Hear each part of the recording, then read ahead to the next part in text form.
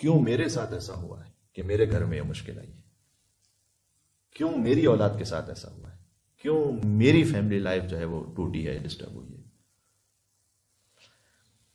اللہ تعالیٰ نے قرآن میں کہا ہے کہ ما اصابکم من مصیبت فبما کسبت ایدیکم، یہ سورہ شورا کی آیت نمبر 30 میں کہا کوئی مصیبت تم تک نہیں آتی مگر یہ کہ تمہارے اپنے ہاتھوں کی کمائی بھی ہوتی ہے۔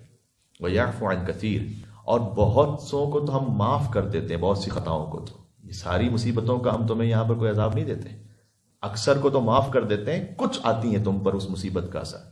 جیسے کسی نے آگ جلائی ہوئی ہو اور اس کا دھواں خود اس کی اپنی آنکھ میں آ رہا ہو، تو آنکھ تمہاری خود کی جلائی ہوئی ہے۔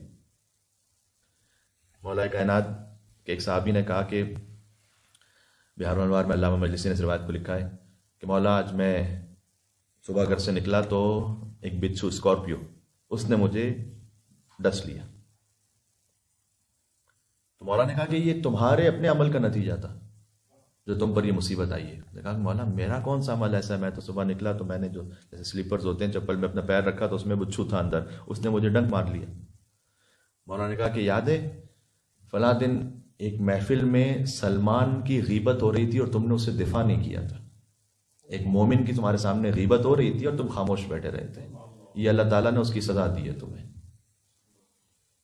کیا ہی بہتر کہ سزا دنیا میں مل جائے اور آخرت تک نہ جائے۔ بات واضح ہو رہی ہے؟ مل کے اور صلوات بھیج دیں ہماری خطاؤں کی معافی کے لیے۔ اللہم صلی علی محمد وعلی محمد۔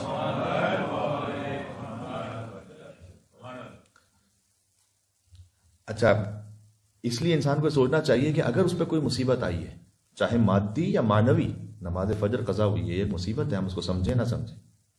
ایک نامحرم پر نگاہ گئی ہے، یہ ایک مصیبت روحانی ہے، ہم اس کو سمجھے نہ سمجھیں۔ تو یہ کیا ایسی بات تھی کہ مجھ سے کیا ایسی خطا ہوئی ہے کہ میں اس معاملے میں اس طرح سے گرفتار ہوا ہوں؟ اگر وہ بات سمجھ میں آ جائے اس کو ٹھیک کر لیں۔ مثلا گھر والوں سے تل کلامی ہوئی ہے، مثال کے طور پر کوئی قطع رحمی ہوئی ہے جس کی وجہ سے مجھ سے ایک توفیق لے لی گئی ہے، اس کو ٹھیک کریں۔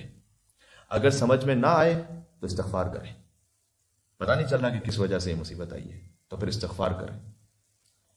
ایت اللہ بہاؤدینی یہ کہتے تھے، جو بی بی معصومہ قم کے حرم میں مدفون ہے، وہ یوں کہتے تھے کہ اگر آپ کو یہ نہ پتہ چلے کہ آپ پر کوئی مصیبت آئی ہے وہ کیوں آ رہی ہے تو 4 کام کرو۔ ایک یہ کہ صدقہ دو، دوسرا رد مظالم دو۔ رد مظالم یعنی ہو سکتا ہے کسی کا حق ہم نے کھا لیا ہو اور ہمیں بھی یاد نہیں ہے، پتہ نہیں ہے، یا اس شخص تک رسائی نہیں ہے، تو رد مظالم ہوتا ہے کہ جو آپ اپنے مرجع تقلید کے کسی وکیل کے پاس جمع کروا سکتے ہیں اور ان کی اجازت سے بعض امور میں خرچ بھی کر سکتے ہیں۔ تو صدقہ دو، رد مظالم دو، تیسرا فرماتے تھے قربانی کرو۔ اگر آپ پہ کوئی ایسی مشکل آ رہی ہے کہ جس کا آپ کو پتہ نہیں چل رہا کہ یہ کیوں آ رہی ہے، آپ قربانی کیجئے۔ ایک حلال گوشت جانور کا خون بہنا اور پھر اس کے بعد اس کا گوشت تقسیم ہونا اللہ سبحانہ و تعالیٰ کی راہ میں یہ آفتوں کو دور کرتا ہے۔ اور چوتھا حدیث قصہ پڑھو، جو کہتے تھے اس نیت سے سید کونین کے نام پر ایک مل کے اور صلوات بھیجے گا محمد اللہم صلی علی محمد وعلی محمد۔ یہ 4 کام آپ کو یاد رہیں گے۔ صدقہ دیجیے، رد مظالم، قربانی آپ یہاں نہیں کروا سکتے تو آپ اپنے شہر میں اپنے وطن میں کروا لیجیے، کہیں بھی کروا لیجیے، اس نیت سے ہو سکتی ہے۔ حضرت سید محمد کی قربانی بھی بڑی معروف ہے، آفتوں سے دوری کے لیے، منت کی وعلیکم السلام سے پورے ہونے کے لیے، اور بالخصوص ازدواج یا اولاد کے کسی حوالے سے کوئی منت ہو کسی کی تو اس کے لیے حضرت سید محمد ابن امام علی نقی علیہ السلام جو امام حسن عسکری کے بھائی ہیں، بلد میں مدفون ہیں، بڑی جلیل القدر شخصیت ہے، اور ان کے القاب شبیہ ہیں حضرت عباس علیہ السلام کے القاب کے، تو حاجتوں کا دروازہ ہے، تو ان کے نام سے کوئی قربانی یا ویسے ہی عمومی طور پر کوئی قربانی کروا کے۔ اور 14 فرماتے تھے حدیث قصہ پڑھو۔